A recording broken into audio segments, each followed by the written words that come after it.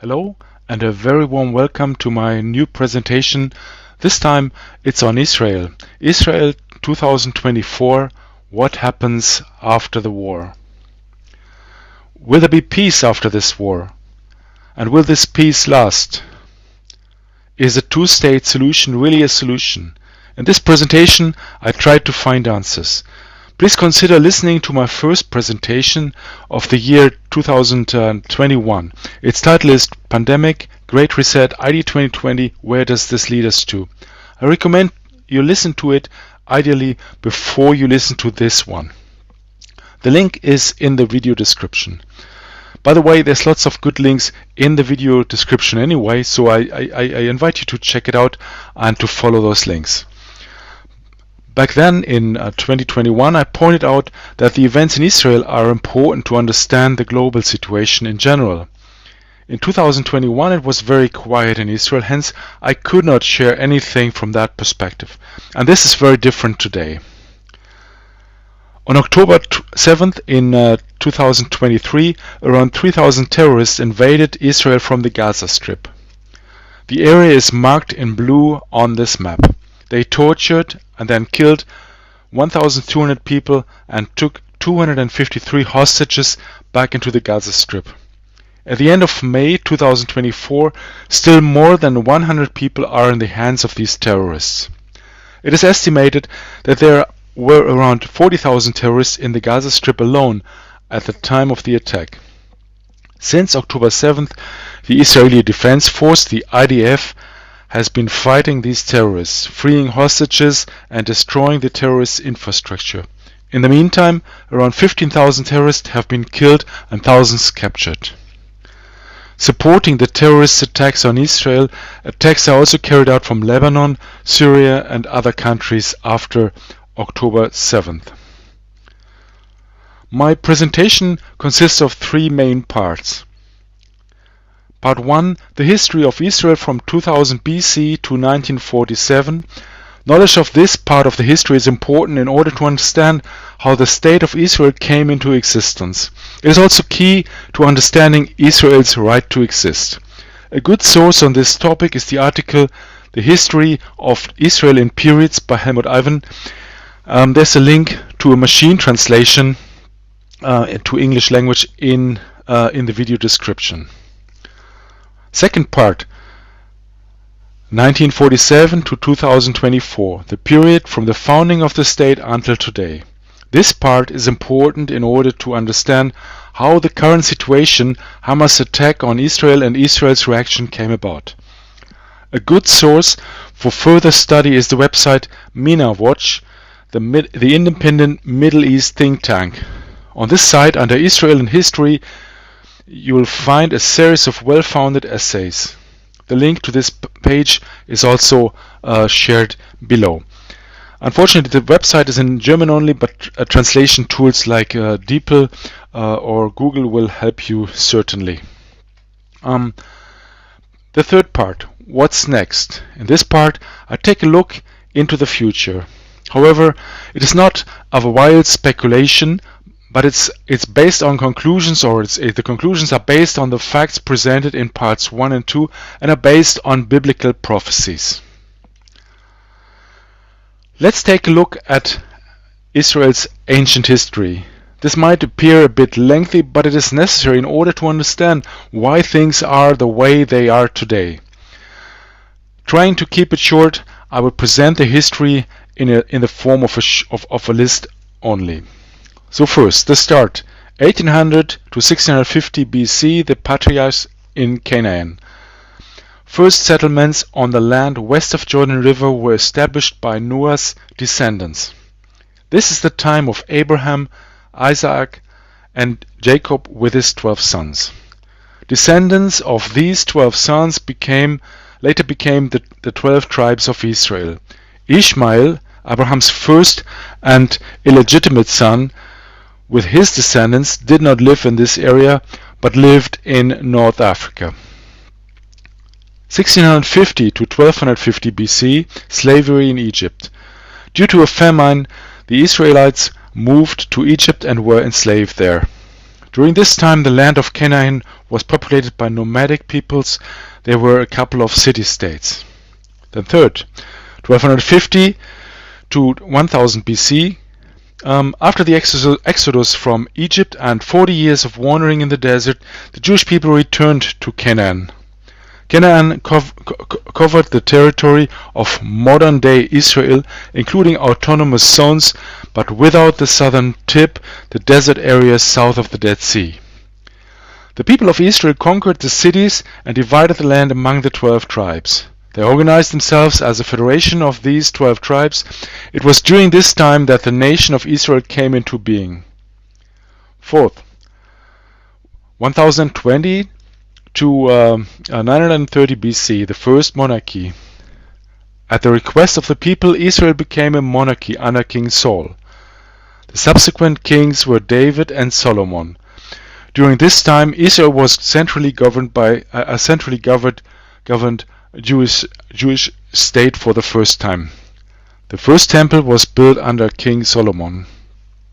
Fifth, 926 to 587 BC. After King Solomon's death, the 12 tribes were unable to agree on a new king. The empire was divided into a northern and a southern kingdom.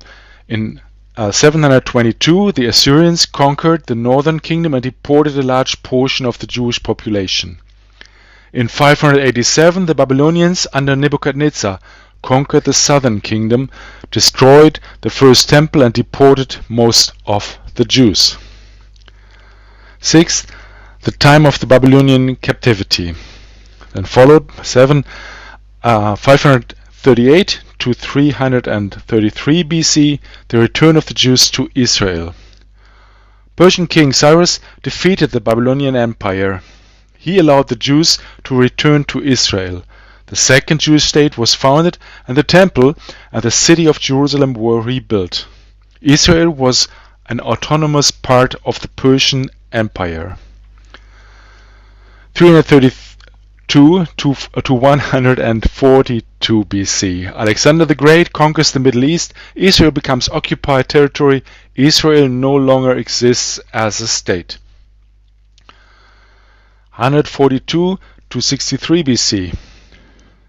The Hasmoneans, a Jewish dynasty, regained Israel's independence. The third Jewish state was founded and existed for around 80 years.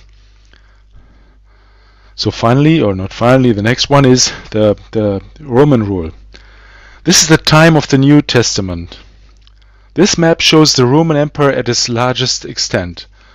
From 63 BC onward, Judea was conquered by the Roman army. Israel became a province of the Roman Empire. In 66 AD, a Jewish uprising started and was put down by the Roman army in 70 AD. The Romans completely destroyed Jerusalem and the temple. This was the second temple that the Jews had built in 520 to 515 BC after returning from the Babylonian captivity. Several 100,000 Jews were killed. Jewish people were scattered all over the world, most of them deported as Roman slaves. This marks the end of the Second Temple period. A series of occupations followed. However, no state was founded, neither a Jewish state nor any other state. Following a short list of these occupation phases. 313 to 636, the Byzantine rule. During this time, the Roman Empire split into a Western and an Eastern Empire. The Eastern Roman Empire is called Byzantine. Judea fell into this eastern part.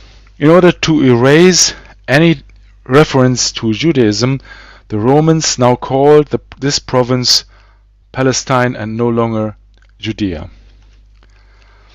This period was followed by the Arab rule. Arabs conquered the country and gradually began to oppress those Jews still living in the country. Many decided to emigrate. In the years 691, 692, the Mohammedans built the Dome of the Rock. It is the building with the golden dome on the temple square. The church at the southern end of the temple square was occupied by Mohammedans and converted into the Al-Aqsa Mosque 20 years later. This means that after a church built by the Byzantine period, in the Byzantine period, and had been there for many years, the Dome of the Rock Mosque was built next to it. A few years later, the Christians were expelled and their church was changed into a mosque. Now the entire temple square was taken over and claimed by Islam. According to legend, Muhammad was raptured by Allah during a nighttime journey to what they called a distant place. There he climbed a ladder from a rock to heaven. He then returned to the rock and returned home. 80 years after Muhammad's death, the location of this nocturnal journey was identified as the Temple Square in Jerusalem. However, Islamic scholars teach that Muhammad did not mean the Temple Square, but the mosque in Medina when he talked of a distant place of worship. Nevertheless, Islam claims the Temple Square as a holy site on the basis of this legend. And this legend is the only basis for this claim. This period was followed by the Crusaders. In 1095, Pope Urban II called for the Holy Land to be reconquered from the so-called infidels. In 1099, the Crusaders of the First Crusade took Jerusalem, and both Mohammedans and Jews were murdered in large numbers. In 1187, an Islamic army drove out the Crusaders, who regained power shortly afterwards. After the Mamelukes from Egypt conquered the country, it became an insignificant province ruled from Damascus for 230 years. The next period is the Ottoman rule, starting in 1517. This part of history stretches right up to the First World War and is therefore a direct precursor to the founding of the State of Israel. The Ottomans conquered the country in 1517. This map shows the extent of the Ottoman Empire during different eras. The lighter colors like green, yellow and orange are showing the areas that were partially reconquered or conquered by other powers long before World War I. The areas highlighted in red were still under Ottoman rule until the end of World War I. At the beginning of the Ottoman rule, there were around 1,000 Jewish families living in the land of Israel. The number of Jewish immigrants increased. In the 19th century, the situation of Jews in the country improved noticeably. In 1856, the Sultan issued an edict of tolerance, recognizing all religions. The number of Jews increased steadily. Jews acquired farmland throughout the country and established new settlements. During this period, Western countries' interest in Israel increased. Archaeologists came to explore biblical sites. Western consulates were opened in Jerusalem, and travel between Israel and Europe increased. The Zionist movement significantly increased the immigration of Jews to Israel. Theodor Herzl was one of the most important protagonists of this movement. Jews came and bought land to rebuild the land of their fathers.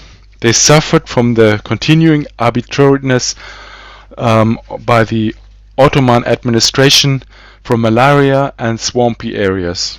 Nevertheless, they stayed and began to rebuild their new homeland. At the outbreak of World War I, around 85,000 Jews lived in the country.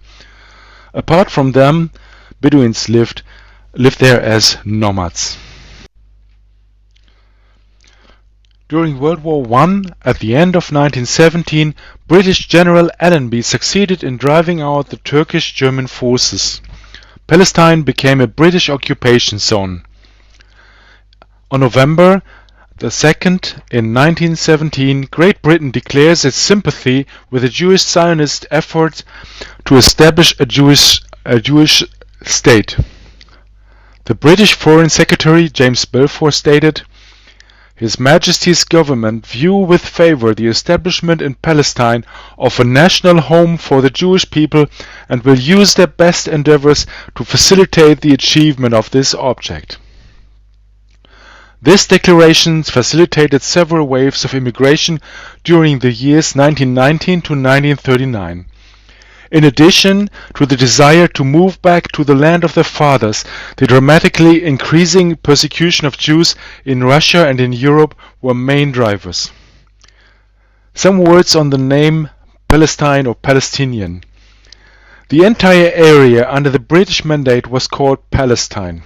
The British continued using this name introduced by the Romans for the same territory.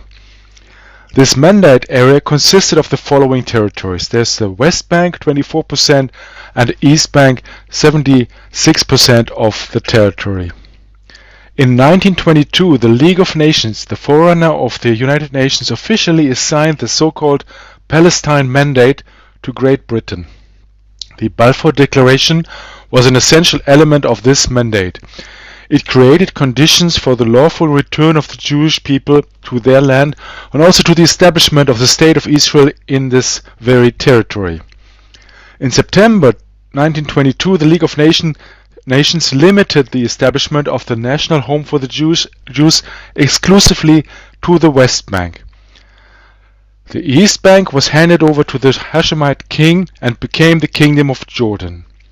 By transferring the Palestine Mandate to the British, every legal resident of this entire Mandate territory, West and East Bank, was called a Palestinian, whether Jew or Arab, German Templar or Greek Orthodox Christian. There was even a Jewish daily newspaper called Palestine Post. The term Palestinian purely is a geographical term for all inhabitants of the British-ruled territory of Palestine, regardless of their ethnic, religious or national origin. There has never been a Palestinian people in the sense of a separate ethnic group that would have existed in the past as a separate nation with its own identity. The Arabs living in the British Mandate territory were a mixture of native Arabs and people who had fled from Algeria, from Iraq, Saudi Arabia or Egypt to the stateless Palestine decades earlier. Some were forced to move there by British or French colonial rulers due to these people's resistance against these occupations. It clearly is a historical falsification to speak of a separate Arab-Palestinian people. The term Palestinian, used in today's political discussion, was coined in 1964 only by the emergence of the PLO, the Palestinian Liberation Organization. For political and tactical reasons, PLO succeeded in turning the term Palestinian into a name for refugees and so-called occupied people in this region. It was only by the PLO that these Arabs became a political entity in their own right, now being caught between two stools, between Israel and the Arab countries. PLO is the only separation of these so-called Palestinians from any other Arabs. There is no distinct national, cultural or religious identity. Autonomy rights were granted to both, to Jews and to Arabs. In 1922, the Jewish Agency was elected as the official representative of the Jewish population.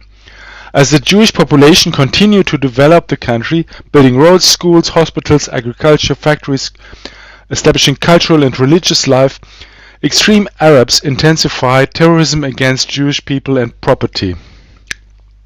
To improve the situation, in 1937 the British administration recommended dividing the country into a Jewish and an Arab state. The Jewish leadership accepted the plan in principle, while the Arabs rejected the proposal from its outset. As the situation deteriorated further, Great Britain issued a so-called White Paper in May 1939. This white paper claimed it brought two restrictions.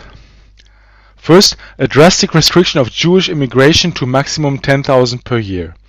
And second, the rule was that Jewish population must not make up more than 1/3 of the total population.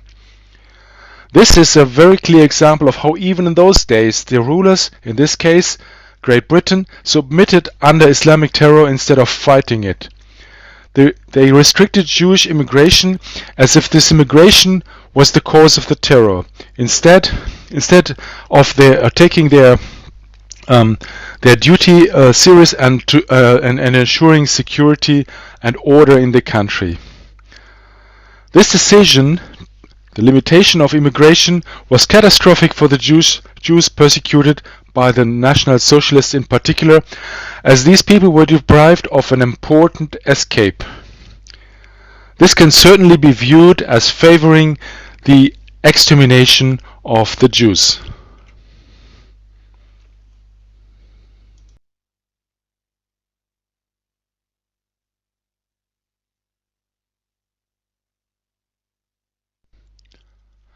Welcome back to part 2. Now we're looking at the period between 1947 and 2024.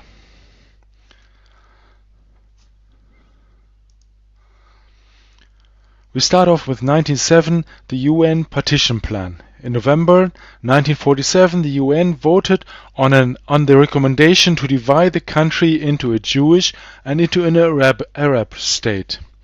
The General Assembly approved the division with a large majority. The Jewish leadership immediately accepted this partition. The Arabs rejected it. May 14th, 48, the foundation of the State of Israel. The UN mandate for Palestine ended at midnight on May 14th, 1948, a Friday. Referring to the United Nations partition decision, the Jewish National Council met and proclaimed the independence and the foundation of the State of Israel. David Ben-Gurion announced the establishment of the State of Israel with these words: "By virtue of the natural and historic right of the Jewish people and on the basis of the decision of the UN General Assembly." Few minutes later, the United States of America recognized the new state, followed by the Soviet Union and then by Czechoslovakia, a few days later only. The night after the declaration of independence, 4 Arab states, Egypt, Jordan, Syria and Lebanon and Iraq, so actually it's 5, declared war on Israel and began their invasion. With their 140,000 soldiers only, Israel was able to defeat the more than 4 times bigger armies of the invaders. They were even able to conquer additional territory. The attackers were firmly convinced that they would defeat the Jews. Purpose of the attack was to destroy the state of Israel and to literally drive all Jews into the sea. According to the Arabs, the state of Israel and the Jews in general had no right to exist.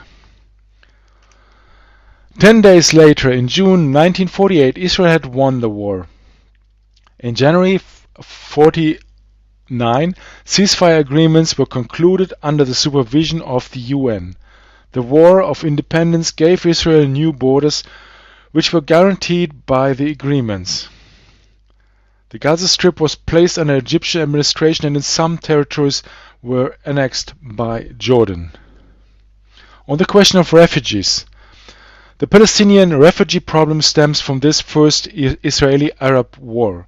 The vast majority of the 700,000 Arabs who left their homelands fled as a result of the act of war or even in the run-up to the Arab attack.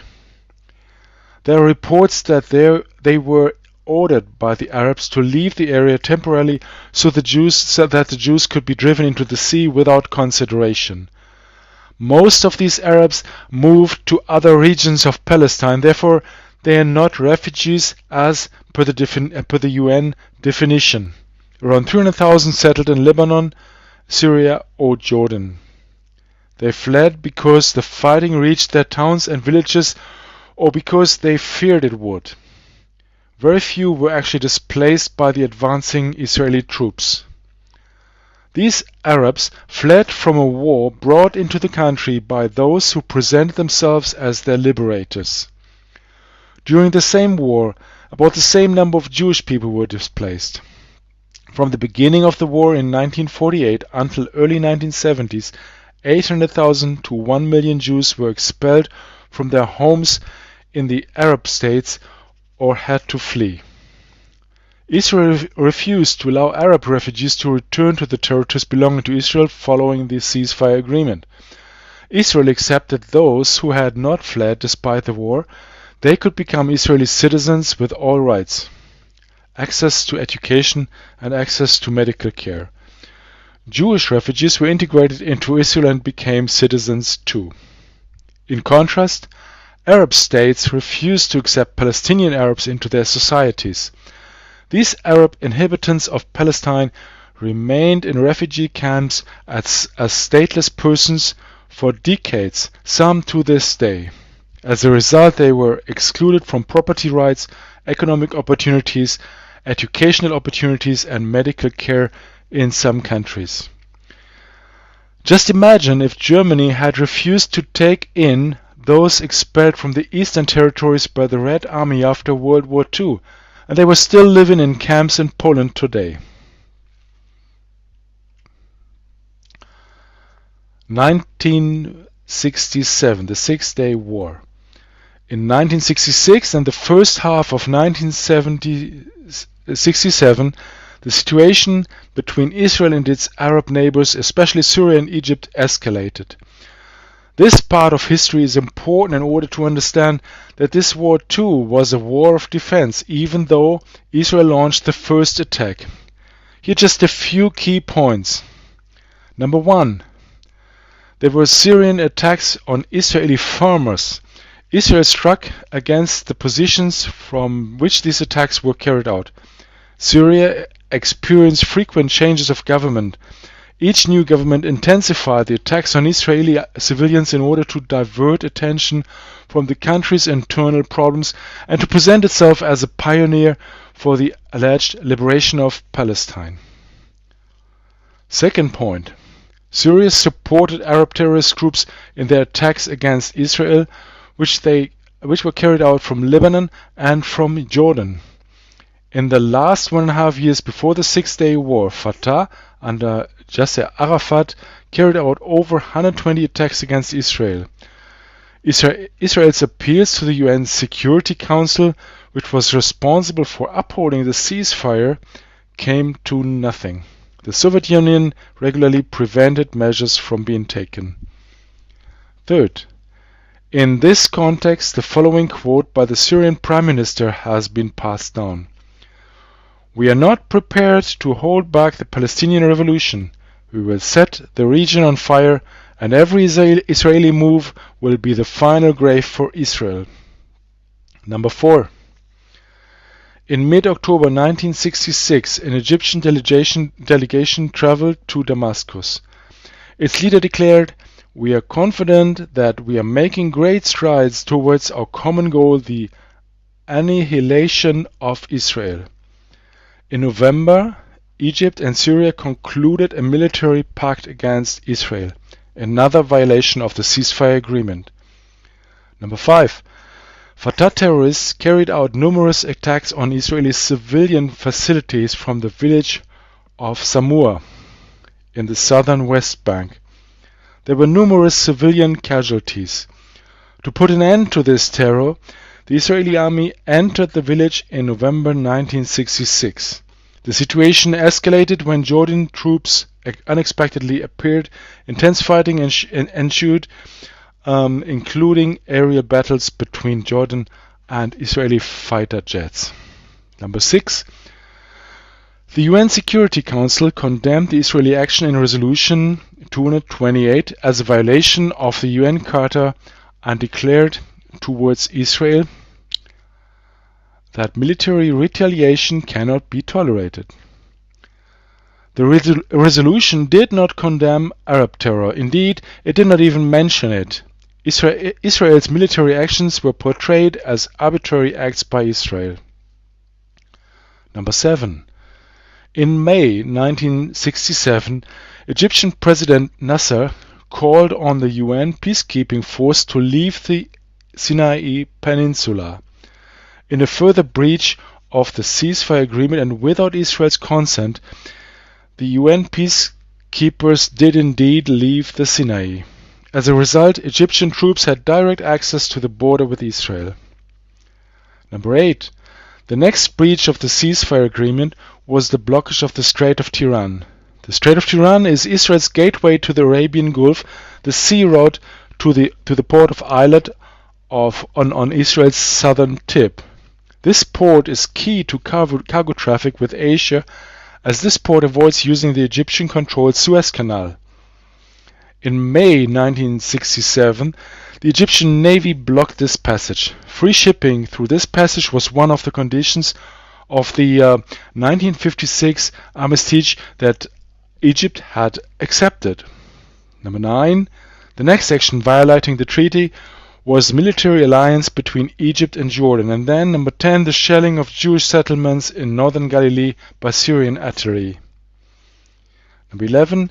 In addition to the obvious preparations for war against Israel in the form of military alliances, Israel became aware of an imminent attack through close observation of enemy troop movements and through intelligence.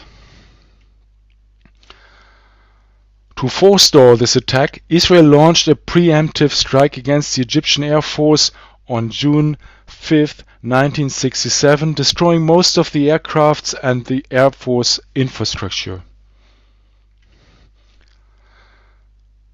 This war against Egypt, Jordan and Syria ended after 6 days with a clear victory for Israel. The Golan, Samaria and Judea came under Israeli rule. Jerusalem was united under Israeli sovereignty. It is remarkable that almost all of those killed and wounded were soldiers. Around 200,000 Arabs fled from the West Bank and the Golan Heights. Contrary to some anti-Israeli propaganda, they were not expelled. The Six-Day War immediately was followed by a wave of violence against Jews in their Arab home countries. In Egypt, Yemen, Lebanon, Tunisia and Morocco, Jews were attacked and synagogues were burned down. Hundreds of Jews were arrested and around 7,000 expelled. 18 Jews were murdered in a pogrom in Tripoli, in Libya. 1973, the Yom Kippur War. On October 6, 1973, on the Yom Kippur holiday, Egypt and Syria launched a surprise attack on Israel. This war lasted 18 days and did not cause any significant changes to the territorial borders. In March 1979, Israel and Egypt signed a peace treaty. Israel withdrew from the Sinai Peninsula. Under Arafat's leadership, the PLO carried out numerous terrorist attacks on civilian targets in northern Israel from southern Lebanon. As a result, Israeli troops destroyed a large part of the PLO's terrorist infrastructure and in Lebanon, and finally only left the Lebanon in the year 2000. In 1994, Israel and Jordan signed a peace treaty. 1993, the Oslo Agreement and its consequences. Israel negotiated with the PLO in Oslo for a long time. A Land for Peace declaration was signed in 1993. Israel granted Palestinian autonomy in the Gaza Strip and the West Bank with a long-term objective of founding a Palestinian state. PLO committed itself to renouncing acts of terror and recognizing Israel's right to exist. Israel agreed to recognize the PLO as the representative of the Arab Palestinians. The following 4 stages were agreed. Stage 1, the Gaza-Jericho First Agreement in May 1994. This brought the Gaza Strip and the city of Jericho under PLO administration. In this period, Arafat returned from his exile. Stage number 2. In August 94, 5 administrative offices in the West Bank were transferred to the PLO. Stage 3. In January 96, elections were held in the autonomous areas, and PLO leader Yasser Arafat won with a large majority. Stage 4. In May 1996, negotiations began on the final status of the autonomous territories and on Jerusalem. The plan was to conclude these negotiations by May 1999. Various solutions proposed by the Israeli side were rejected by the PLO without any counter-proposals. Instead, PLO carried out numerous attacks on Israeli civilians. There were frequent changes of government in Israel. All this prevented the negotiations from being concluded to this day. The PLO did not fulfill its most essential part, namely the end of its terrorist attacks. Nevertheless, Israel continued to fulfill its part of the agreement and even went beyond. Israel took unilateral steps in order to defuse the situation in the interest of an Arab-Palestinian independence. Allowing the terrorist organization PLO under Yasser Arafat to rule over the Palestinians cost Israel dearly. Instead of a state, a terrorist infrastructure was established. Israeli civilians were assassinated almost daily in buses, in restaurants and shopping centers.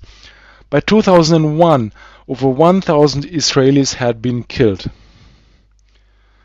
After one of the most serious attacks, claiming 30 lives in March 2002, Israel began to take consistent action against it. The army advanced into parts of the West Bank that had come under PLO control. Explosives depots, bomb-making workshops and weapons depots were dug up and material was confiscated. There were large amounts of machine guns, grenade launchers, armor-piercing weapons and rockets. The attempt to achieve peace by handing over territories failed. Instead, Israel experienced the biggest terror war in its entire history. The construction of border fortifications between Israel and the West Bank improved the situation thoroughly. In 2005, Israel voluntarily withdrew from the Gaza Strip, once again demonstrating its willingness to accept the establishment of an Arab-Palestinian state. Army, police, administration and all Jews still living there left the area. Some of the Jewish inhabitants were forcibly expelled into the Israeli heartland by the Israeli police and military. As a result of this withdrawal, Hamas was able to seize power and turn this coastal strip into a terrorist base. Since then, a terror infrastructure was built up and weapons purchased using Western countries' tax money, but also proceeds of other forms of organized crime. An extremely large network of tunnels was built and weapons from Russia and China purchased via various intermediaries. Iran probably is the largest supplier of weapons to Hamas. Western weapons supposedly destined for Ukraine also ended up with Hamas in the Gaza Strip. Missile terror against Israel increased dramatically. Iran's delivered more powerful Chinese-made missiles, getting the city of Tel Aviv within the terrorist range. In the following years, thousands of rockets were fired as Israel's core territory. Hamas rockets hit Tel Aviv and Jerusalem and the nuclear reactor near Dimona. Israel had to carry out several military operations to stop this terror. Based on this experience, an Israeli withdrawal from the West Bank is out of the question. Israeli presence and cooperation with Jordan alone prevented a similar situation in the West Bank. Land against peace became land against missiles and terror. Now again, this October 7th, 2023, the Hamas Charter states, "The last judgment will not come until Muslims fight the Jews and kill them. But then the Jews will hide behind stones and trees, and the stones and the trees will shout, O Muslim, a Jew is hiding behind me, come and kill him. So you see, Hamas considers the Mohammedans as God-legitimized forerunners and executors of the Last Judgment. Hitler too considered himself as being called by divine providence to extinct the Jews. On October 7, 2023, several thousand Hamas terrorists invaded Israel from the Gaza Strip and murdered around 1,200 civilians. The terrorists committed numerous rapes, burnings alive, mutilations, torture, and desecration of corpses. 253 people were abducted to hideouts in the Gaza Strip. Over 100 are still in the hands of these terrorists at the end of May in 2024. Since then, the Israeli army has been deployed to free the hostages and to liberate the entire Gaza Strip from Hamas. Of the estimated 40,000 Hamas fighters, around 30,000 have been killed or captured by March 2024. With the Hamas attack, numerous rocket attacks by terrorists from Lebanese territory started. The Israeli army is also deployed there with a large contingent. Rockets and other missiles also fired from Syria, from Iran, Iraq and Yemen. In the case of Iran and Yemen, the terror is perpetrated by the armies. It is therefore a war of aggression against Israel. Governments of the other countries don't do anything about the attacks launched from their territories. They allow terrorists to attack a neighboring country with military weapons from their own territory. The cost of these approximately 19,000 missiles as of May 24 is estimated at $600 million. That's about $300 per inhabitant of the Gaza Strip. There's a lot of talk in the media about civilian casualties among the population of the Gaza Strip. The following should be noted. Firstly, it has been proven several times that casualty numbers from Palestinian sources are extremely manipulated. It is evident that no reliable numbers can be obtained, as the only source of information is Hamas propaganda. Second, a high percentage of rockets fired from the Gaza Strip explode on launch or hit near the launch site. Hamas prefers to operate from civilian facilities and forcibly prevents civilians from leaving these locations. This alone is likely to have caused several thousand casualties, not at the hands of the Israeli army, but at the hands of Hamas. Third, Hamas is using the population as human shields. These are war crimes. Although the Israeli army operates very precisely, casualties cannot be avoided under such circumstances. Number 4. Over 70% of these so-called civilian population still backs and supports Hamas. These civilians do not behave like civilians and thus become part of the conflict. Number 5. Even if the population is regarded entirely as civilians, they are in a sense hostages of Hamas. If some are harmed in the attempt to free them, the responsibility for this lies with the hostage takers and not the liberators, as long as the liberators act prudently and appropriately. The judgment of what is appropriate in this case must be left to the liberators, including the possibility of error due to incomplete information at the time of the operation.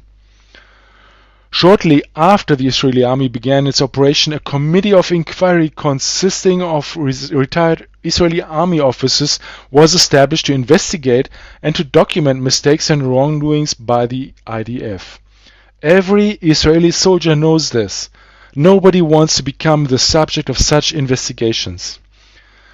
Israel has set up committees of inquiry into inappropriate actions or even war crimes committed by its army, and those responsible must expect consequences.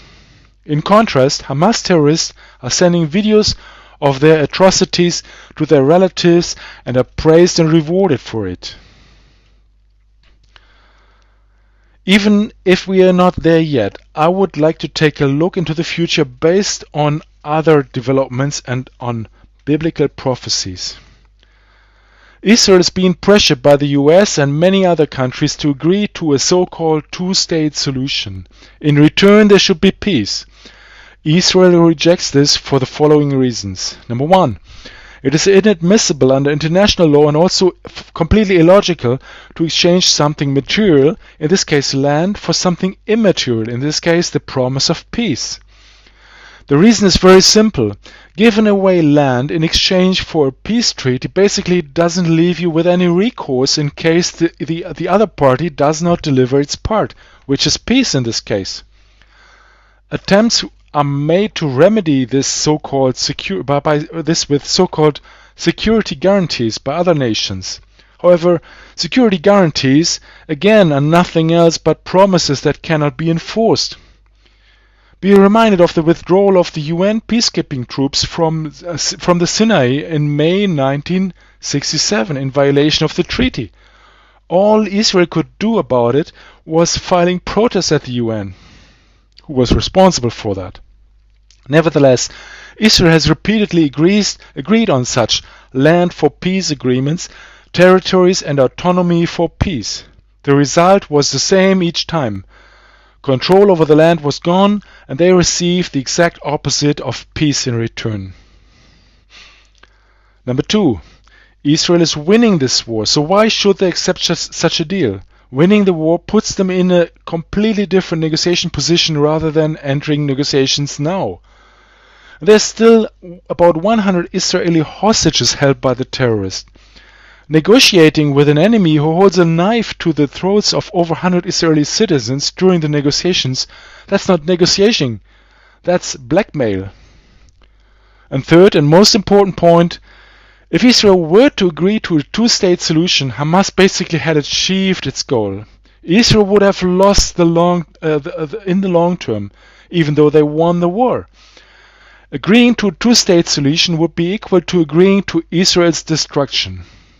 It would be the same as what they had tried with the autonomous territories. This time, however, in an intensified form, namely in the form of a state within its own state.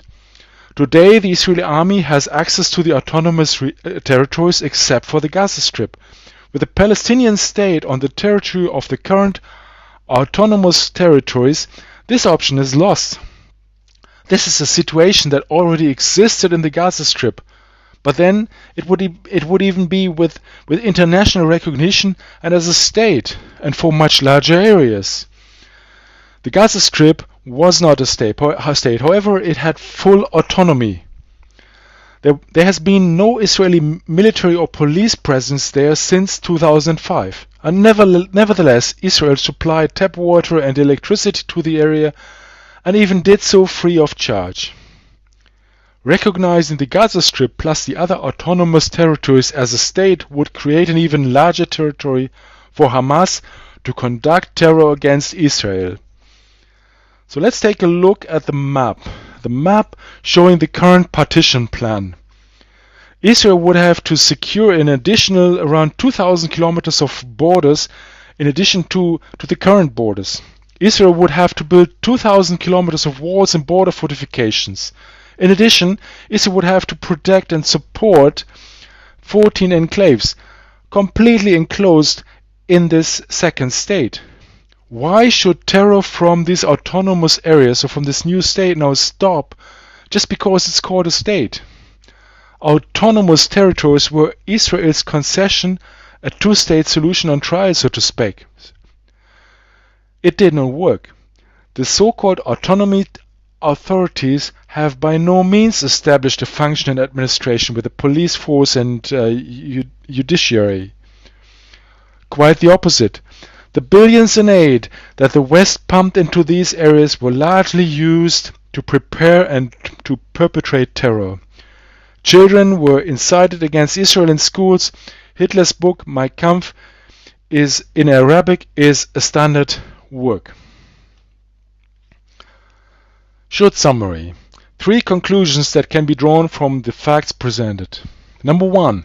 There is no Palestinian people. Palestinians are the inhabitants of the territory so named by the Romans during their occupation and even during the British occupation from 1918 to To 1984, the entire territory of Israel, including all autonomous areas plus today's Jordan, was referred to as Palestine. Then as now, Palestinians are the inhabitants of these territories regardless of their religion or descent. Today's term Palestinian refers to the Arabs initially controlled by the PLO. Number 2. Israel's right to exist is an indisputable reality. In the past 4,000 years, there have been 3 Israeli states. The present state of Israel is the 4th Jewish state on this territory. There has never been another state on this territory in these 4,000 years. They were merely zones of occupation. Even if one denies the ancient right of the Jews to their land, the UN decision has to be accepted. All except for a few Arab states recognize the state of Israel. Revoking such recognition would not only be grossly immoral and contrary to international law, but a step towards releasing Israel for destruction and the Jews for expulsion. Number 3. Partition plans create conditions for the destruction of the state of Israel. Israel is the only Jewish state in the world. Without a state of Israel, the Jews would be made homeless again. The size and location of the territory granted to Israel in the UN Partition Plan of 1947 already indicates that the UN was at least willing to accept Israel's annihilation. Narrow strips of land less than 30 kilometers wide are very difficult to defend. The new partition plan proposed by the US worsens the situation by creating extremely long external borders, almost impossible for Israel to secure.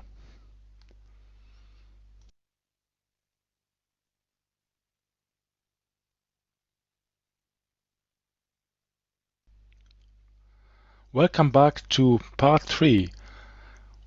What's next? Obviously, I cannot predict the future and no one can. However, we can foresee certain developments based on Israel's history, the latest developments, and based on biblical prophecies. Despite all the uncertainty, things could develop as follows. Israel is going to win this war and they will destroy Hamas. This will massively increase respect for Israel, especially by Saudi Arabia.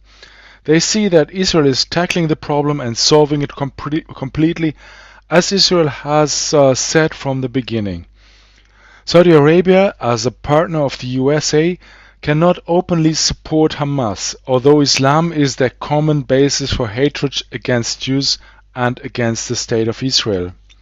Saudi Arabia and other Arab states have clearly stated that there can only be normal relations and recognition of the State of Israel with a two-state solution. The two-state solution is the next big step, however, to the destruction of Israel. Destruction of Israel is a claim that is deeply rooted in Islam and hence cannot be given up.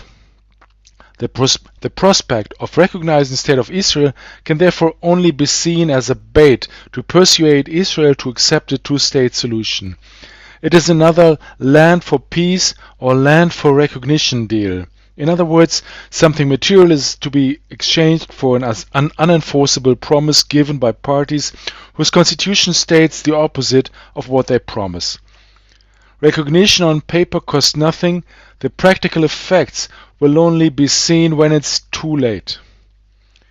Why Saudi Arabia in the first place? Saudi Arabia is one of the strongest, if not the strongest, economy of all Arab states. There are strict Islamic rules enforced. Nevertheless, Saudi Arabia is an ally of the United States, which, at least outwardly, is a friend of Israel. More recently, Saudi Arabia has staged itself as a pioneer of modernization in the Islamic world.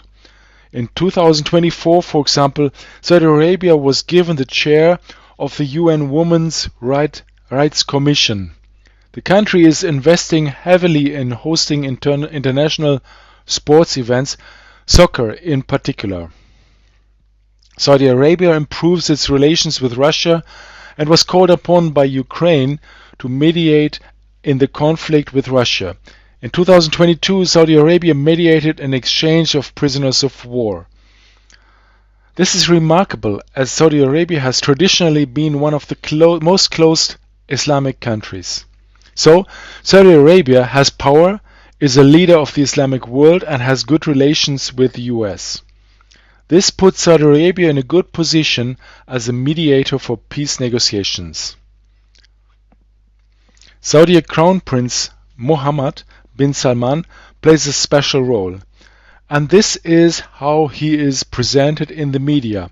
Here is an example from the Washington Times on January 22, 2024.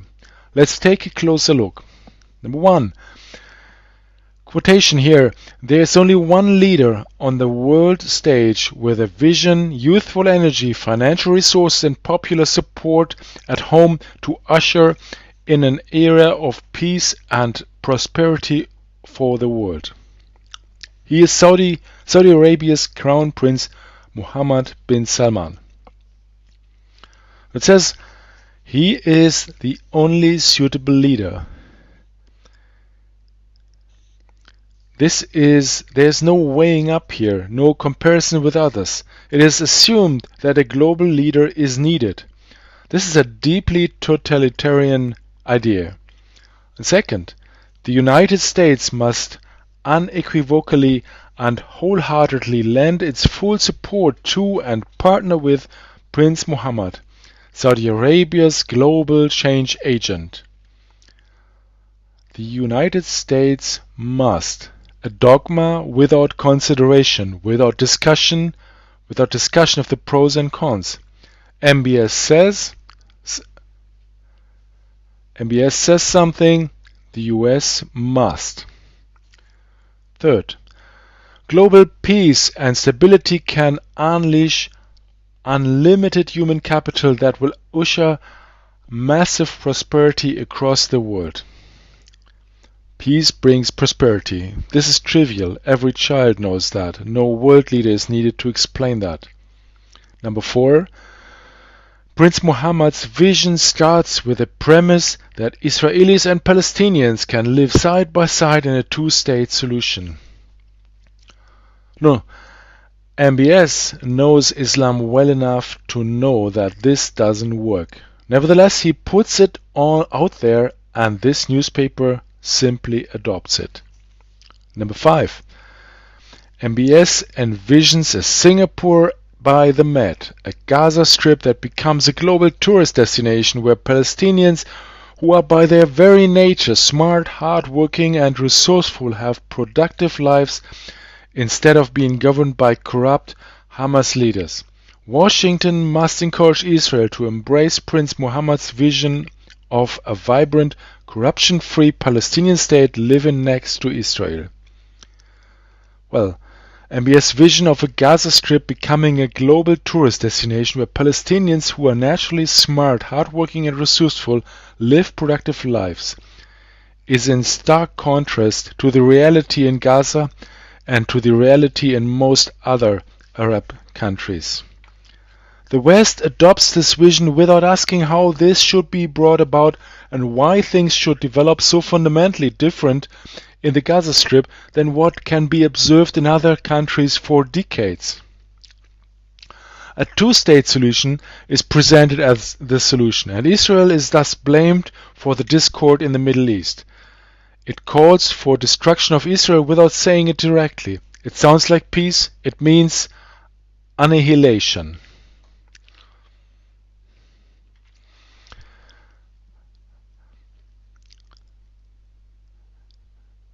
Israel wants recognition and peace with its neighbors. However, they don't want a two-state solution. They cannot accept a two-state solution for the reasons mentioned.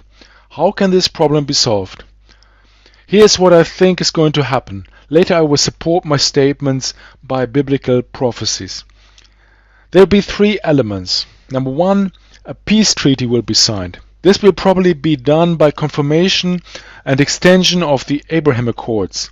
The Abraham Accords are peace declarations between Bahrain and Israel and the United Arab Emirates and Israel.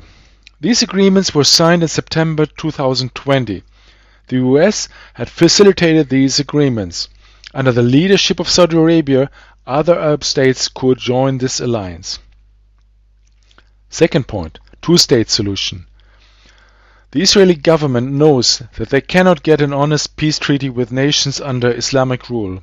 In Islam, peace treaties are signed only to lull the opponent into a sense of security and to gather strength for the next war. As long as they think they are weaker than their opponent, they stick to the peace treaty. And in case if you don't believe this, I invite you to read for yourself what the Quran says about the spread of Islam and how to deal with Jews, Christians, and others. All the others not believing in the Quran. Check out what the term taqiyya means in Islam. Taqiyya, I spell for you, is T-A-Q-I-Y-A. Please do your own research on what that means. These two first points, peace treaty and two-state solution, do not render a single benefit to Israel. So why should Israel agree? What can be given to Israel to make them agree to a two-state solution after all? There's one thing that is extremely important to them. They have been waiting for it for 2000 years, the rebuilding of the temple. This is so important that they will accept pretty much anything in exchange. Hence, my third point. Israel is given the permission to rebuild the temple, and there are essentially four driving forces behind this. As soon as the temple is on the negotiating table, the pressure by Orthodox and by other PSUs will be enormous. They want this temple. They have been waiting a long time to rebuild this temple and have prepared everything for it. The golden utensils, the priests, and the red calf. The temple is the central place of worship for the Jews. They have done without this place for 2000 years. Now their time has come and they do not want to miss this opportunity. You can get a good impression of this on the website of the Temple Institute. The link is in the video description. With the rebuilding of the temple coming into reach, there is no stopping them. They will overlook or brush aside all the small prints. And by small prints, I mean the Old Testament. It clearly says that God wants to give them the entire land of Israel. In Numbers 4, chapter 34, there's a detailed description of the borders of that land. And the area described pretty much corresponds to the territory of present-day state of Israel, including all autonomous territories. Furthermore, in the book of Joel, chapter 4, verse 2, there's a prophecy about God's judgment. Those who divide the land, for example, in a two-state solution, are explicitly mentioned, and that it doesn't go well for them. There's a second obvious false compromise. This verse from the book of Isaiah is quoted on the Temple Institute's Facebook page, and it states there, "For my house shall be called a house of prayer for all nations." Isaiah 56, verse 7. The statement of principles of the Temple Institute says, all the prophets of Israel without exception prophesied that the temple would be rebuilt and usher a new era of universal harmony and peace unparalleled in the history of mankind. This can only mean that the new temple will be open to all other religions. The Arabs will not simply give the Temple Mount to the Jews. It is safe to assume that a joint use by all religions, especially including Islam, will be an essential condition for the Arabs to agree to this project. Why should the Arabs agree? Well, they get the two-state solution. Two-state solution is delivering Israel to them on a silver platter. It will then be quite easy to destroy Israel. After that, the Temple Mount will be theirs again. It's just a little detour on the road to erasing Israel. We will see in a minute how the biblical prophecies foretell this. The idea, a temple for all, clearly does not correspond to the nature of the temple. Let's read the same verse in its context. I recommend reading the whole chapter 56 of the book of Isaiah. Let's read verses 6 to 7. And it says there, "And foreigners who bind themselves to the Lord, to minister to him, to love the name of the Lord, and to be his servants, all who keep the Sabbath without desecrating it, and who hold fast to my covenant, these I will bring to my holy mountain, and give them joy in my house of prayer. Their burnt offerings and sacrifices will be accepted on my altar, for my house will be called a house of prayer for all nations." Clearly, these foreigners, meaning people without Jewish ancestry, are people who worship the God of Israel and who live in a covenant with this God. The prophet says that all people are invited to enter into a covenant with the God of Israel and to become his children. By no means Isaiah refers to people worshipping other gods. These two, partition of the land and the temple for all religions, indicate that the third temple is planned and probably will be built at conditions not in line with God's plan. The division of the land and a temple in which he is not worshipped exclusively are two obvious violations of God's will.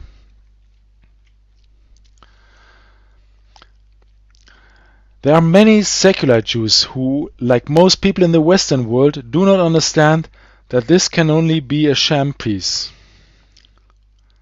Even though they know the history of Hamas and Hezbollah terror, they know why there are shelters in Israel. Many of them have experienced for themselves what it is like to hear the air raid alarm, to drop everything in order to run into the bunker. Nevertheless, they will agree. The words peace and security will lull them to sleep. They will believe that when it's called peace treaty, things will be different this time. Plus, the acute danger has been averted for the time being as Hamas has been defeated. In the 1 Thessalonians 5:3 it says, "While people are saying peace and safety, destruction will come on them suddenly, as labor pains on pregnant women, and they will not escape." Suddenly, that's unexpected, something you're not prepared for. Similarly motivated, there will be, and there is today, the international pressure by the US and Europe. Commitments to contribute to the cost of reconstruction, security guarantees, and the usual politicians' vain promises. Another force is the spirit of the Antichrist. The Antichrist is God's enemy and Jesus Christ's enemy. He pretends to be the Son of God, but he is the son of the devil. The Antichrist needs the temple to be worshipped and to place his statue. The prophets and the New Testament tell us about this Antichrist. There are different designations such as the lawless one, the beast. All these terms refer to the same person. Here I'm reading a few examples. 1 John 2:22. Who is the liar? It is whoever denies that Jesus is the Christ. Such a person is the Antichrist, denying the Father and the Son. This verse explains why Islam is an instrument of the Antichrist. Islamic doctrine denies that Jesus Christ is the Savior, even that there is a Savior. In Jewish faith, the Savior, the Messiah, is expected, but Jesus Christ is not yet recognized as the Messiah. 2 Thessalonians 2:8-9. And then the lawless one will be revealed. The coming of the lawless one will be by Satan's works. This verse states who is installing the Antichrist. Then we have Revelation 19 verse 19. And I saw the beast, and the kings of the earth, and their armies gathered together to make war against him that sat on the horse, and against his army. The one on the horse, that's Jesus Christ. The Antichrist, together with the rulers of the world, wages war against Jesus. Jesus says in Matthew 24, verse 15, When you therefore shall see the abomination of desolation spoken of by Daniel the prophet stand in the holy place. The abomination and desolation is a statue that the Antichrist is installing in the temple. Jesus refers to this passage in the book of Daniel. It's Daniel 9, verse 27. He will confirm the covenant with many for 1 week. In the middle of the week he will put an end to sacrifice and offering. And at the temple he will set up an abomination and causes desolation, until the end that is decreed is poured out on him. A week in this context means 7 years. Several other verses referring to the length of half of this period state 42 months, and that's exactly 3.5 years, so the total is 7 years. This covenant with many is a peace treaty. After 3.5 years, the Antichrist breaches the peace treaty and claims the temple for himself. This means that there will be a temple in Jerusalem at that time. In my first lecture, Pandemic, Digital Vaccination Passport, ID 2020, Great Reset, New World Order, where's this leading? I explain this in more detail, and therefore I strongly recommend you listen to that entire presentation. Preparations for the rebuilding of the temple and the Abraham Accords, seen in the light of the Islamic concept of deception, the taqiyya, indicate that these are indeed the preparations for this covenant, this sham peace. We will see. Revelations 13 verses 15 to 17 tells us what else is happening when this accord is broken.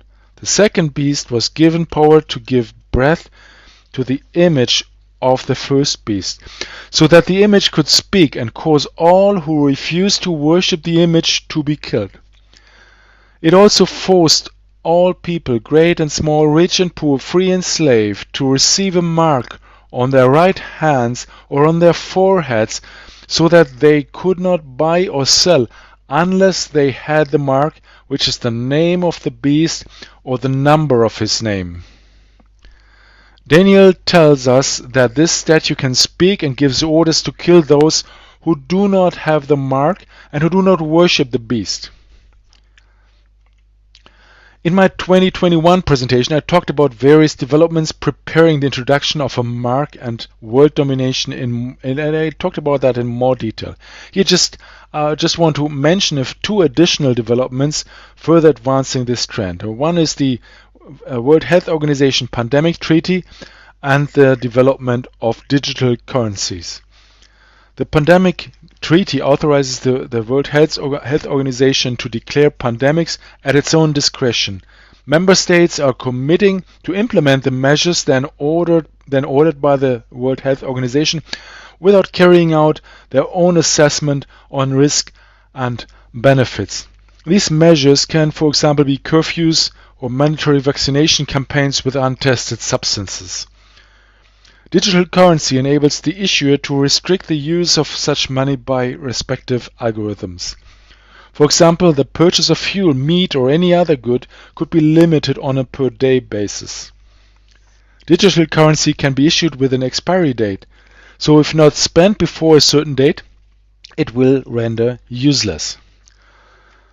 The way the war in Israel is developing, it is quite possible that this peace accord could still be signed in 24 or in 25 or near term. According to biblical prophecy, however, there's something else happening before this. There will be the great war against Israel as it is announced in Ezekiel 38 and 39. The first verses, Ezekiel 38 verses 1 to 6 read, "The word of the Lord came to me, Son of man, set your face against Gog of the land Magog, the chief prince of Rosh, Meshech, and Tubal. Prophesy against him and say, This is what the sovereign Lord says. I am against you, Gog, chief prince of Rosh, Meshech, and Tubal. I will turn you around, put hooks in your jaws, and bring you out with your whole army, your horses, your horsemen fully armed, and a great horde with large and small shields, all of them brandishing their swords. Persia, Cush, and Put will be with them, all with shields and helmets, also Gomer, with all its troops, and Togarmah, from the far north, with all its troops, the many nations with you.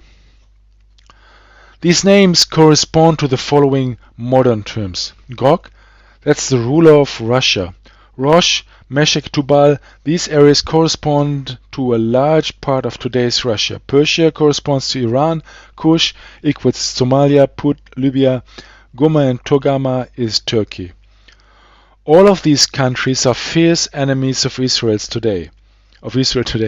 Iran and Turkey openly support Hamas. Russia supplies weapons. There is military cooperation between Russia and Iran and friendly relationships with Turkey. If Turkey were not a NATO member, there would probably also be a military cooperation. How can we know that this war is still to come?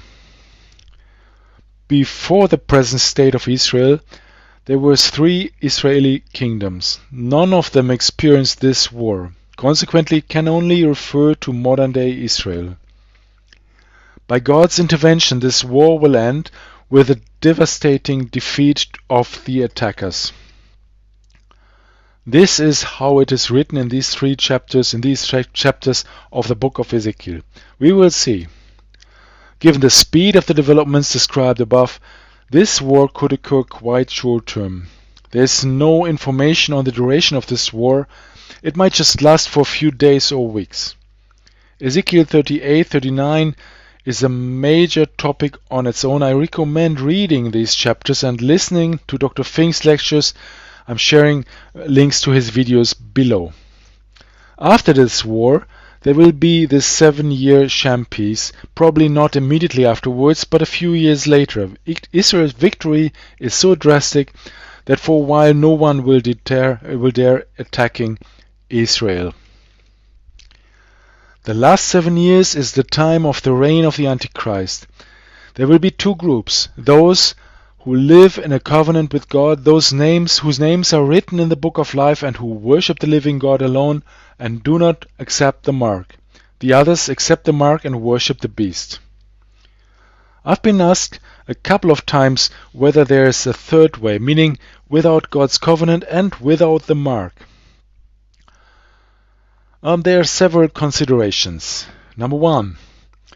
Even if there were such a solution, it would obviously make no sense. One would have the Antichrist as an enemy and would be killed. It says, all who refuse to worship the image will be killed. At the same time, you would also be God's enemy. Without a covenant with Him, you cannot count on His help. You would get the disadvantages of both sides only. We will see later that this solution cannot exist. Number 2. Another idea would be, when faced with the choice of accepting the mark, I would quickly make a covenant with God. I strongly advise against this idea. Firstly, be clear who you are dealing with. The beast who wants to be worshipped is equipped with all the devil's power. Second, by circumstances you will gradually be maneuvered into situations leading straight into the acceptance of this mark. Starting with digital currency, for example, then social points, surveillance and contact tracing, all of this little by little, so that you can and shall get used to each individual measure. In the end, it will only be a small step to accepting the mark and to worship the beast. Therefore, this is a high-risk option. The most important point is God's Word itself. We read Revelations 13 verse 8. Let's start with verses 5 to 7. It says, the beast was given a mouth to utter proud words and blasphemies, and to exercise its authority for 42 months. It opened its mouth to blaspheme God and to slander His name and His dwelling place, and those who live in heaven. It was given power to wage war against God's holy people and to conquer them. And it was given authority over every tribe, people, language, and nation. This describes the situation following the breach of the peace treaty. Power over all nations, war and persecution against Jews and Christians for 42 months, that is 3.5 years. This sentence, verse 8, is answering our question. All inhabitants of the earth will worship the beast, all whose names have not been written in the Lamb's book of life, the Lamb who was slain. Only those whose names are already written in the book of life will not worship the beast and will not receive the mark. Those who are in the book of life worship the living God and consequently not the beast. All others whose names are not in the book of life will worship the beast. No one will be able to resist in their own strength. Only those whose names are written in the book of life will be protected by God Himself from worshipping the beast and from accepting the mark. All others come under the power of the beast. They will no longer be able to worship God, for they are so dominated by the coldness, by the hatred of the beast, that they can no longer help but worshipping it. There is no way out of this situation. So either you worship the beast or the triune God, the creator of heaven and earth, who came to earth through the Virgin Mary and was executed and rose from the dead and was then raptured into heaven. Only this God can save you. This God protects you, protects those who are in the book of life. They will not worship the beast. Who you worship determines your path and your destination. We cannot know exactly when and how the mark will be introduced. Only one thing is certain. It is not yet too late. It is not yet too late to be inscribed in the book of life and to worship God. God wants you to worship Him voluntarily, not out of fear of the beast. God wants you to worship Him because you trust Him, you believe in Him, you rely on Him with all of your life. He wants the first place in your life, not as a lesser evil compared to the beast. Worshipping the living God is voluntary, otherwise it's not worship. To truly worship God from your heart, indeed, wanting to worship Him, you first need to get to know Him and then acknowledge Him as your Lord and your Savior. And this is how you get there. First, recognize that your God or your gods have been what your God and your gods have been so far. Secondly, turn away from these idols. And third, become a child of God and worship Him. To the first point, your idols. We have discussed that without God, you're at the mercy of the beast. It's the same even now in your life. What are the most important things in your life? What do you worship? If Jesus Christ is not your first priority, then it is something else. What you worship determines your path and your destination. For example, if your health is most important to your life, then health, or what you consider to be health, is your idol, your beast. It is what you worship. You might have quasi-religious rules about which and how much sports you do, what you eat, and how much and what you don't eat. No matter what you do, at the end, you will find that you get older and weaker, and you get sick, and one day you will die. Maybe this happens to you a little later than to others who don't pay so much attention to health. This little head start, does that make your life meaningful? This is just one example. Be honest. Name your personal idols. Secondly, turn away from them. Recognize where it will lead you if you continue to follow these idols. Think it through to the end, to the very end, to eternity. Ask yourself the question, which of these things will last forever? You will probably realize that none of this really changes anything for the better in the long term or even forever. Third, become a child of God and worship Him. I explained this part in great detail in my first video launched in 2021. Here just this much. Realign your life. Jesus Christ has come to change and save your life. Worship Him. He will not leave you alone. He will take you to your eternal destination. It is written, "For God so loved the world that He gave His one and only Son, that whoever believes in Him shall not perish but have eternal life." Jesus was given. He died for you on the cross. If you believe this and you trust in Him, then your name will be written in the book of life and you will receive eternal life in the kingdom of heaven. Jesus will become the best and most faithful companion to you and the most powerful one. Now it's your turn.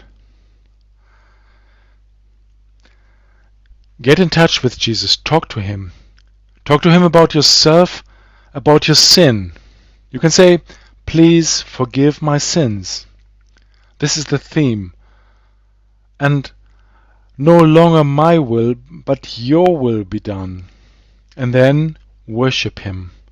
My dear Father in heaven, your name is holy, your kingdom shall come, and it will come. And thank you that I can be your child.